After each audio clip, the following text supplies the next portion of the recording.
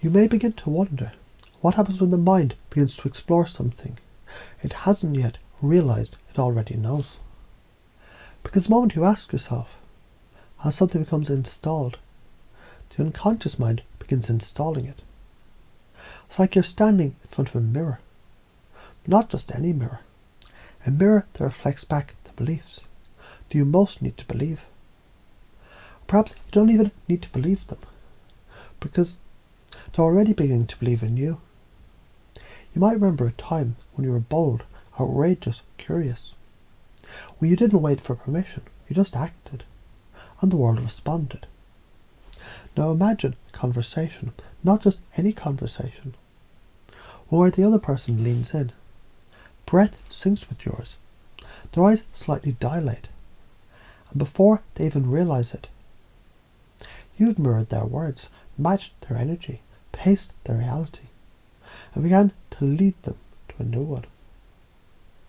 Like the boat in the storm, it's not the direction of the wind that determines the course, but how the sails are set. And your mind has sails, and you're setting them now to catch the winds of influence, the breezes of boldness, the gusts of deep certainty, as you chart into the unknown, laughing, because the unknown is where magic lives. Now notice how when you match someone else's emotional state, exactly, you create instant rapport. And once rapport is established, a slight shift in tone, a pause, a smile, suddenly they're feeling something else, something you decided to feel first. So now, think of 3 conversations. In the first one, you lead with curiosity. You ask, how did you come to believe that? And the person opens up, not realising in revealing their model of the world, but also showing you how to transform it. In the second, you say something unexpected, a playful interruption, like asking, what colour is your Wednesday? They blink, they smile. The brain halts, momentarily off balance. That's when you slide in a metaphor of the garden that only grows when the weeds are loved first.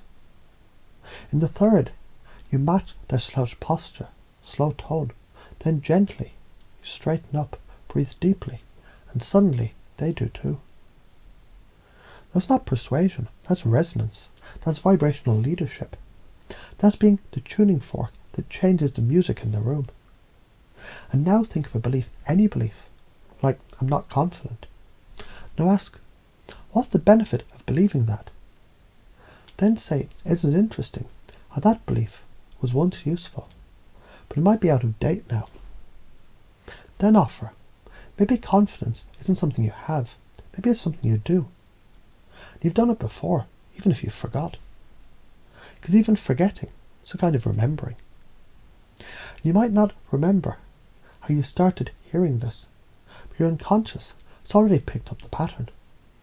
Ask, mirror, lead, reframe, interrupt, anchor, shift and install. It becomes even more fun when you realise you are the pattern interrupt, you're the metaphor, you're the walking nested loop, smiling while others wonder what you know that they don't. And all the while you stay focused on the goal, calm, clear, flexible, like water, like a question mark with a purpose. Now let's add one more example. Let's say you're talking to someone stuck in scarcity. They say there's never enough time. You lean in, pause, match their sigh. Then softly say, isn't it amazing how time always expands for what matters most? And suddenly they look at you differently. Not because of what you said, because of how you made them feel. You felt spacious, so they felt space open inside them. And that's the secret, isn't it? The people don't change when they're convinced. They change when they feel something they haven't felt in a long time, or ever.